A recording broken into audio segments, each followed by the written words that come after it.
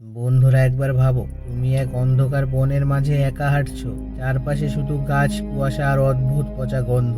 হঠাৎ পিছন থেকে কারো পায়ের শব্দ শোনা গেল, কিন্তু ঘুরে তাকাতেই দেখলে কেউ নেই। তুমি সামনে দৌড়ালে, দম ফেলার সুযোগও পেলে না, তবু আবারও এসে দাঁড়ালে ঠিক সেই জায়গায় যেখান থেকে যাত্রা শুরু করেছিলে।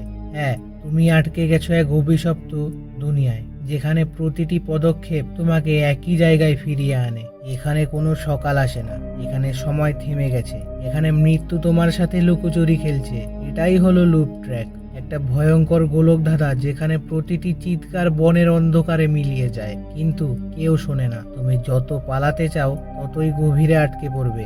আজকের ভিডিওতে আমরা ঢুকে পড়বো সেই দুঃস্বপ্নে, যেখান থেকে বেঁচে ফেরার আশা করা মানেই নিজের মৃত্যু সরিয়ে ফেলা। প্রস্তুত থেকো, কারণ ভয় এবার তোমার পর্দার ভিতর থেকে সরাসরি তোমার শ্বাসে ঢুকে পড়তে চলেছে। মুভির শুরুতে আমরা ইরান নামের একটি লোককে দেখতে পাই। সে নিউজিল্যান্ডে এক দুর্গম জঙ্গলের দিক দিয়ে গাড়ি চালিয়ে যাচ্ছে। সে জঙ্গলের গেটের সামনে গাড়িটা পার্ক করে, তারপর নিজের ফোনটা চেক করে দেখে অনেকগুলো মিসড কল এসেছে, কিন্তু ইরান কোনোটারই জবাব দেয় না। সে শুধু নিজের ব্যাগপত্র নেয় আর একাই জঙ্গলের ভেতরে চলে যায়। দেখে মনে হয় ইরান একটা হাইকিং এর জন্য এসেছে, কিন্তু ওর জামা কাপড় আর হাঁটার অদ্ভুত ভঙ্গি দেখে বোঝা যায় সে নতুন খেলোয়াড়। সে মাত্র কয়েক মিনিটেই হাঁপিয়ে ওঠে, যার ফলে এই চ্যালেঞ্জটা ওর জন্য আরো কঠিন হয়ে যায়। কিছুক্ষণ পর ইরান একটা সাইনবোর্ডের কাছে পৌঁছায়, যেটা দেখে বোঝা যায় কাছের ঝুপড়িটা 9 ঘন্টার হাঁটার দূরত্বে রয়েছে। এটা দেখে সে খুব চিন্তিত হয়ে পড়ে, কিন্তু সাহস জুগিয়ে সে সামনের দিকে এগিয়ে যায়। বেশি দেরি হয় না, সে কিছুক্ষণে থেমে বিশ্রাম নেয়, আর সে তার পায়ে একটা ক্ষত দেখতে পায়। সে তার ক্ষতস্থানে একটা ব্যান্ডেজ লাগিয়ে আবার এগোতে থাকে। যাত্রা সবে 1 ঘন্টা পেরিয়েছে, আর সে এর মধ্যেই হাঁপিয়ে গেছে আর আহত হয়ে গেছে। একটু দূরে গিয়ে সে অবশেষে একটা কাপলস দেখতে পায়, কিন্তু তাদের পরিস্থিতি ইরানকে খুব ঘাবড়ে দেয়। তাই সে ঠিক করে তারা না যাওয়া পর্যন্ত সে অপেক্ষা করবে। এতে বোঝা যায় সে একজন ইন্ট্রোভার্ট, যে অন্যের সাথে কথা বলতে পছন্দ করে না। ইরান অনেক মিনিট ধরে অপেক্ষা করে, কিন্তু সেই কাপলস তখনও ছবি তোলায় ব্যস্ত ছিল। তাই সে ঝোপঝাড়ের মধ্যে দিয়ে একটা চক্কর কাটে, আর নজরে আসার আগেই সেখান থেকে পালিয়ে যায়। পরের দৃশ্যতে ইরান একটা আরামদায়ক জায়গায় বসে আর কিছু খাওয়ার সিদ্ধান্ত নেয়। যেই সে বিস্কুটের প্যাকেটটা খোলে, নিকি নামে এক হাইকার সেখানে এসে যায়। নিকি খুব বেশি কথা বলে আর অনেক অপ্রয়োজনীয় প্রশ্ন করে। ইরান, যে আগে থেকেই খুব অস্থির আর ঘাবড়ানো, ঠিকমতো জবাবও দিতে পারে না। সে শুধু উঠে যাওয়ার প্রস্তুতি নেয়, কিন্তু নিকি কোনোভাবে তাকে সাথে যেতে রাজি করিয়ে নেয়। যখন তারা দুজন হাঁটছে, নিকি অনবরত অপ্রয়োজনীয় কথা বলতে যায়। মনে হয় যেন সে নিজের সাথেই কথা বলছে, কারণ ইরানের একটা শব্দ বলারও সাহস হয় না। কিছুক্ষণ পর ইরান বলে তার প্রকৃতির ডাকে সাড়া দেওয়া দরকার, আর সে একটু প্রাইভেসি চায়। কিন্তু নিকি শুধু অন্যদিকে ঘুরে যায়, কারণ সে চায় না ইরান পালিয়ে যাক। আরো অনেক ঘন্টা হাঁটার পর তারা দুজনে অবশেষে কেবিনে পৌঁছে যায়। ইন্ট্রোভার্ট ইরান আরেকবার পালানোর চেষ্টা করে। সে বলে যে সে পরের কেবিন পর্যন্ত যাবে, কিন্তু যখন নিকি বলে যে সেটা একদিনের হাঁটার দূরত্বে রয়েছে, তখন সে অনিচ্ছা সত্ত্বেও তার পরিকল্পনা বদলে ফেলে। অবশেষে তারা কেবিনে ঢোকে, যেখানে আগে থেকেই মনিকা আর অস্টিন নামের সেই কাপলস উপস্থিত থাকে। নিকি সাথে সাথেই তাদের দুজনের সাথে বন্ধুত্ব করে ফেলে আর কথা বলায় ব্যস্ত হয়ে যায়, কিন্তু ইরান শুধু বিশ্রাম নিতে চায়। পরের সেই রাতেই আমরা ইরানকে রান্নাঘরে মাংস রান্না করতে দেখি। যখন নিকি আসে, ইরান এত ঘাবড়ে যায় যে সে কাঁচা মাংসটাই চুলা থেকে নামিয়ে ফেলে। নিকি তার এই আচরণে অবাক হয় আর তাকে তার রান্না শেষ করতে বলে। ইয়ান অনিচ্ছা সত্ত্বেও মেনে নেয়, কিন্তু তারপর সে মাংস বেশি সিদ্ধ করতে গিয়ে পুড়িয়ে ফেলে আর তাতে আগুন লেগে যায়। এবার সে ভয়ে পাথর হয়ে যায় আর জানে না কি করবে। তখন নিকি আর মনিকা আগুন নেভাতে সাহায্য করে। যা কিছু সে করেছে তাতে লজ্জিত হয়ে যায়। ইয়াং চুপচাপ নিজের ব্যাগপত্র বাইরে ফেলে দেয় আর চুপি সারে কেবিন থেকে বেরিয়ে যায়। কিন্তু যখন সে একটু এগিয়ে যায়, তখন সে অন্ধকারে একটা বিপজ্জনক ছায়া দেখতে পায়। সে ভয়ে আবার ঘুরে কেবিনের দিকে ফিরে আসে। তারপর সে অস্টিনের সাথে কিছুক্ষণ কথা বলে, যাকে বেশি বিচক্ষণ আর শান্ত মনের হয়। অস্টিন জিজ্ঞেস করে ইরান কি চলে যাচ্ছে, কিন্তু ইয়ান বলে সে যে শুধু হাওয়া খেতে গিয়েছিল। এই রাতে ইয়ানের ঘুম আসতে অসুবিধা হয়, কারণ ওর মাথায় বারবার নানান জিনিস ঘুরতে থাকে। সকালে মনিকা ইরানের চোখে ক্লান্তি দেখে আর জিজ্ঞেস করে সে কি ভালোভাবে ঘুমিয়েছিল, কিন্তু ইরান শুধু হ্যাঁ বলে জবাব দেয়। আগের রাতে ঘটনার পরও নিকি একদম রাগ করেনি। সে খুশিতে জানায় যে তারা চারজন নাকি রাস্তায় একসাথে যাবে। ইরান এই কথার বিপক্ষে ছিল কারণ সে কথা বলতে ভয় পায়, কিন্তু যখন নিকি তাকে ক্ষত থেকে বাঁচানোর জন্য হাইকিং সক্স দেয় তখন সে তার সিদ্ধান্ত বদলে ফেলে। এরপর গ্রুপ নিজেদের জিনিসপত্র প্যাক করে আর জঙ্গলে ঘোরার জন্য রওনা হয়ে যায়। সবাই নিজেদের গল্প আর অভিজ্ঞতা শেয়ার করতে থাকে, শুধু ইয়ান ছাড়া। সে শুধু পরের গন্তব্যে পৌঁছাতে চায় আর এই অদ্ভুত লোকেদের থেকে মুক্তি পেতে চায়। এক সময় মনিকা তাকে নিজের ফোন দেয় আর বলে তার সাথে একটা সেলফি তুলতে। ইয়ান এতে অস্বস্তিতে পড়ে, কিন্তু তারপরেও তার জন্য সেলফিটা তুলে নেয়। পরে তারা নদীর ধারে কিছু খাওয়ার জন্য একটা ছোট্ট ব্রেক নেয়। স্বামী স্ত্রী দুজন কথা বলতে থাকে যে তারা জঙ্গলে কোনো পাখি দেখেনি, যেটা একটা অদ্ভুত ব্যাপার ছিল। তারপর অস্টিন উল্লেখ করে যে সে আগের দিন একটি মরা প্রাণী দেখেছিল, কিন্তু সে জানতে পারেনি সেটা কি ছিল। এটা শুনে ইরান আবার গভীর চিন্তায় ডুবে যায়, কিন্তু গ্রুপ সাথে সাথে টপিক বদলে ফেলে আর তার ব্যক্তিগত জীবন সম্পর্কে জিজ্ঞেস করে। ইয়ান ইতস্তত হয়ে জানায় যে সে একবার বিবাহিত ছিল, কিন্তু এখন সে সিঙ্গেল। তারা তাকে আরো প্রশ্ন করার চেষ্টা করে, কিন্তু ইয়ান অজুহাত দেয় যে সে বাথরুমে যাবে আর জঙ্গলের ভেতরে চলে যায়। সেখানে সে একটা গাছে আঁচড়ের দাগ আর রক্ত দেখে। এটা দেখে ইয়ান খুব বেশি ভয় পেয়ে যায়, তাই সে সাথে সাথে নিজের গ্রুপের কাছে ফিরে আসে। তারপর যা কিছু সে দেখেছে তা তাদের জানায়, কিন্তু তারা শুধু এটা মনে করে যে এটা কোনো প্রাণীর কাজ হবে। এরপর তারা নিজেদের যাত্রা আবার শুরু করে। তারা অনেক ঘন্টা ধরে হাঁটতে থাকে। ইয়ান সে তার মতোই চিন্তিত থাকে। সে পিছনে ঘুরে দূরে কিছু একটা দেখে, যা দেখে তার মনে হয় যে তাদের পিছু নেওয়া হচ্ছে। তারপর সে এই কথা অন্য লোকেদের জানায়, কিন্তু ভালোভাবে দেখার পর তারা কিছু দেখতে পায় না। পরের দৃশ্যে গ্রুপ আরেকটা ক্যাবিনে পৌঁছায়, যেখানে তারা রাত কাটানোর জন্য বিশ্রাম নেওয়ার সিদ্ধান্ত নেয়। তারা দুটো ব্যাগ দেখে যেগুলো হয়তো মেয়েদের ছিল, কিন্তু সেখানে কেউ ছিল না। এতে ইয়ানের মনে আবারও অস্থিরতা আসে আর তার মাথায় খারাপ চিন্তা আসতে থাকে। কিছুক্ষণ পর গ্রুপ একটা গিটার দেখতে পায় আর খুশিতে গান গাইতে আর নাচতে শুরু করে, কিন্তু ইয়ান শুধু আগুনের কাছে বসে থাকে। নিকি ইয়ানকে নাচতে ডাকে, কিন্তু সে শুধু চুপচাপ থাকে। রাতের বেলায় ইরানের ঘুম আসতে সমস্যা হয়, তাই সে কেবিনের আশেপাশে হেঁটে বেড়ানোর সিদ্ধান্ত নেয়। এই সময় নিকি তার অদ্ভুত আচরণ দেখে জিজ্ঞেস করে সে কি ঠিক আছে। যখন ইয়ানের ঘুম না আসার সমস্যা হয় তখন নিকি তাকে ঘুমের কিছু ট্যাবলেট দেয়, যা ইয়ান দ্বিধা ছাড়াই খেয়ে নেয়। অবশেষে ইয়ান তার হতাশা প্রকাশ করে আর বলে যে সে একজন ব্যর্থ মানুষ, যে কোনো কাজের না। নিকির তার জন্য খারাপ লাগে, কিন্তু সে তাকে সান্ত্বনা দেওয়া ছাড়া আর কিছু করতে পারে না। এরপর যখন সে ঘুমিয়ে পড়ে, ইয়ান আবার ক্যাবিনে হাঁটতে থাকে, কিন্তু তার চোখ দ্রুত মেয়েদের সেই ব্যাগগুলোর উপর পড়ে। ইয়ান একটা ব্যাগে ক্যামেরা দেখে, যা সে কোনো অনুমতি ছাড়াই খুলে ফেলে। তারপর সে দুজন মেয়ের ছবি দেখে যারা জঙ্গলে হাইকিং করতে এসেছিল। সবকিছু একদম স্বাভাবিক লাগে, কিন্তু একটা ছবিতে ইয়ান একটা অদ্ভুত লোককে দেখতে পায় যে মেয়েদের দূর থেকে দেখছে।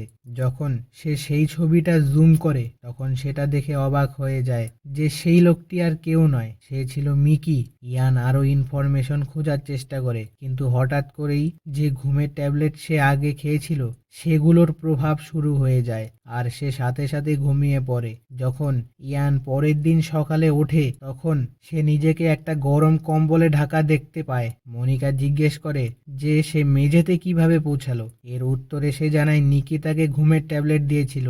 তারপর সে বলে সে তাদের কিছু দেখাতে চায়। এই সময় নিকি আর অস্টিন কেবিনে ফিরে আসে। নিকি জানায় যে সেই ইয়ানের ওপর কম্বল দিয়েছিল যাতে সে শান্তিতে ঘুমাতে পারে, কিন্তু ইয়ান তাকে বিশ্বাস করে না। তাই সে ক্যামেরা বের করে আর সবাইকে জানায় যে নিকি সেই দুজন মেয়ের পিছু নিচ্ছিল। দুর্ভাগ্যবশত ক্যামেরার ব্যাটারি শেষ হয়ে গিয়েছিল। এরপরেও ইয়ান দাবি করে যে নিকি সেই দুজন মেয়েকে খুন করেছে। সে এটাও বলে যে তাকে আগের রাতে ড্রাগস দেওয়া হয়েছিল, কারণ সে সত্যের কাছাকাছি চলে এসেছিল।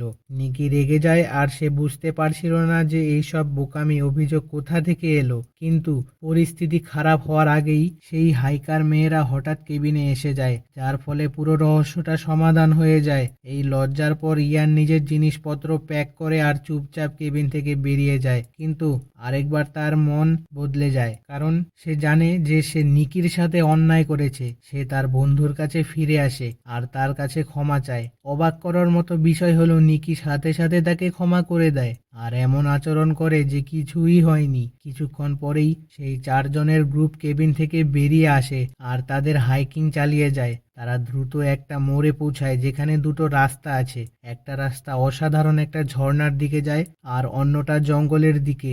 এতে গ্রুপটা বিভক্ত হয়ে যায় কারণ কাপলসটা ঝর্ণা দেখতে চাচ্ছিল আর নিকি ও ইয়ান জঙ্গলে হাইকিং করতে চায়। অবশেষে তারা নিজেদের পথে যায় আর পরের দিন কেবিনে দেখা করার সিদ্ধান্ত নেয়। তারপর নিকি আর ইয়ান ঘন জঙ্গলে হাঁটতে শুরু করে।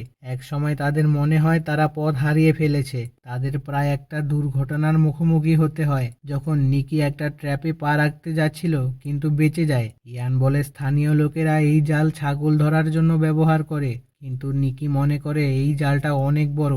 পরিস্থিতি আরো খারাপ হয়ে যায় যখন ইয়ানের মনে হয় যে কেউ তাদের ওপর নজর রাখছে, আর এইবার সে গাছে স্পষ্টভাবে কিছু নড়াচড়া করতে দেখতে পায়। পরে তাদের ভয়ে খুশিতে বদলে যায় যখন তারা অসাধারণ ঝর্ণার কাছে পৌঁছায়। দুজন ছেলে এই সাফল্য উদযাপন করে আর তারপর তাদের যাত্রা চালিয়ে যায়। কিছু ঘন্টা পর সূর্য ডুবে যায় আর অন্ধকার নেমে আসে। তাদের পরের কেবিন পর্যন্ত পৌঁছানোর জন্য একটা সরু রাস্তা দিয়ে যেতে হয়। ইয়ান বলে তারা অন্য একটা রাস্তা নেবে। তার ভয় হয় যে কেউ তাদের জন্য অপেক্ষা করছে আর তাদের জীবনে ঝুঁকি থাকতে পারে, কিন্তু নিকি ইয়ানের কথা আগ্রহ করে আর তাকে এগিয়ে যাওয়ার জন্য একটা টর্চ দেয়। ইয়ান তত এগিয়ে যায় আর অন্ধকার রাস্তা ধীরে ধীরে হাঁটার চেষ্টা করে, কিন্তু তার ঘাবড়ানোর কারণে সে টর্চটা একটা ঢালুতে ফেলে দেয়। এতে নিক রেগে যায় কারণ সে টর্চটার জন্য $300 খরচ করেছিল। তারপর সে ইয়ানকে নির্দেশ দেয় যে সে নিচে গিয়ে টর্চটা ফেরত নিয়ে আসুক, যার ওপর ইয়ান অনিচ্ছা সত্ত্বেও রাজি হয়ে যায়।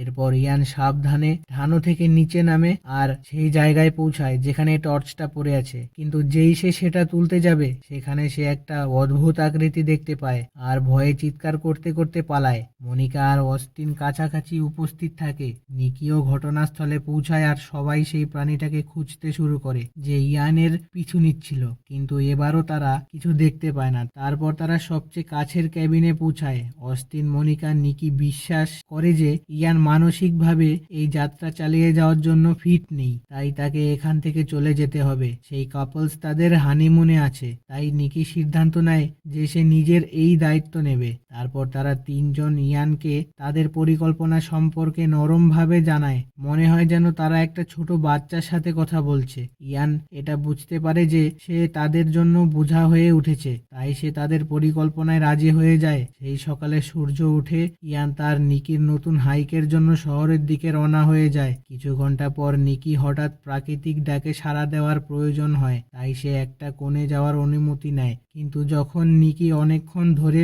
ফিরে আসে না তখন ইরান চিন্তিত হয়ে পড়ে। সে চেক করতে যায় আর সেখানে একটা অবাক করা দৃশ্য দেখে। তারপর মনিকা আর অস্টিনের দৃশ্য দেখানো হয়, যারা আরামে ক্যাবিন থেকে ফিরে আসছে। তাদের সাথে ইয়ানের দেখা হয়, যে বারবার বলতে থাকে সে তাকে মেরে ফেলেছে আর খেয়ে ফেলেছে। সে তাদের এগিয়ে না গিয়ে অন্য একটা রাস্তা নেওয়ার কথা বলে, কিন্তু তারা এটা মনে করে যে ইয়ান পাগল হয়ে গেছে। যখন ইয়ান অনবরত তাদের সেই দিকে যেতে বাধা দেয় তখন অস্টিন তার ওপর ছুরি ধরে আর বলে যে যেন তার থেকে দূরে থাকে। এরপর মনিকা আর অস্টিন জঙ্গলের গভীরে যায় আর তারা সেই একই জায়গায় পৌঁছায় যেখানে নিকিকে মারা হয়েছিল, কিন্তু এটা একটা বড় ভুল প্রমাণিত হয়, কারণ হঠাৎ করেই মনিকাকে কোনো বিপজ্জনক জিনিস নিচের দিকে টেনে নেয়। অস্টিন ঘাবড়ে গিয়ে মনিকাকে খুঁজতে দৌড়ায়, কিন্তু আরেকবার সেই ইয়ানের সাথে দেখা করে। ইয়ানকে খুনি ভেবে অস্টিন তার ওপর হামলা করতে শুরু করে, কিন্তু হঠাৎ থেমে যায় যখন সে দূরে তার স্ত্রী কাটা লাশ দেখতে পায়। অস্টিন কাঁদতে শুরু করে আর আবার ইয়ানের ওপর হামলা করার চেষ্টা করে, কিন্তু তার পায়ে একটা ট্র্যাপে ফেসে যায় আর তখনই অবশেষে খুনি সামনে চলে আসে। এটা একটা অনেক বড় আর ভয়ঙ্কর পাখির সদৃশ্য প্রাণী। তারা দুজন ভয়ে জমে যায় আর তারপর দ্রুত কেবিনের দিকে দৌড়ে যায়, সব দরজা জানালা বন্ধ করে ফেলে।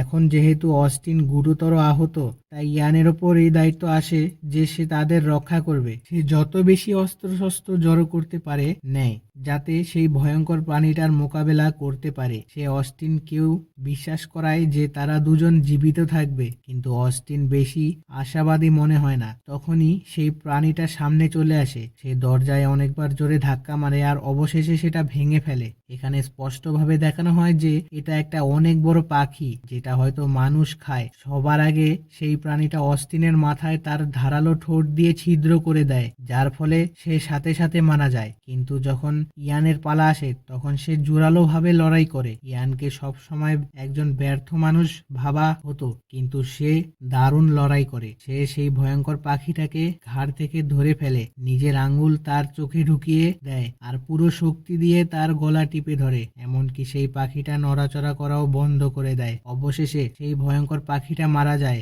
আর ইয়ান সেখানেই বসে শান্তিতে নিঃশ্বাস নেয়। পরের দৃশ্যে রক্তে মাখামাখি ইয়ান মেঝেতে বসে জোরে জোরে কাঁদতে শুরু করে, যখন তার মনে হয় যে তার ভয় অবশেষে শেষ হয়েছে। তারপর হঠাৎ তার মুখে রক্তের কিছু ফোঁটা পড়ে আর সে এটা দেখে শক হয়ে যায় যে সেই হাইকার মেয়েদের মধ্যে এক মেয়ের লাশ গাছে ঝুলে আছে। ইয়ান দূরে আর একটা পাখি দেখে আর একটা বাসাও দেখে, যেখানে বড় বড় ডিমও দেখে, যা এটা প্রমাণ করে যে এই জঙ্গলে শিকারী প্রাণীতে ভরা। সেখান থেকে পালায় আর প্রায় পার্কিং লট পর্যন্ত পৌঁছাতে যাচ্ছিল, কিন্তু হঠাৎই আর একটা পাখি তার ওপর হামলা করে দেয়। সে তাকে অনেক জায়গায় আহত করে, কিন্তু ইয়ান বুদ্ধিমত্তা করে নিজের শর্টস খুলে কোনোভাবে বেঁচে বেরিয়ে আসতে সফল হয়। কিন্তু তার কাছে চাবি ছিল না আর সে গাড়ির ভেতরে ঢুকতেও পারছিল না, তাই সে দৌড়াতে থাকে। এমনকি অবশেষে সে মেন হাইওয়ে পর্যন্ত পৌঁছে যায় আর ইয়ান একটা গাড়ি আসতে দেখে, সেটার দিকে দৌড়ে যায়। যখন গাড়িটা থামে তখন রক্তে মাখামাখি ইয়ান তার কাছে সাহায্য চায়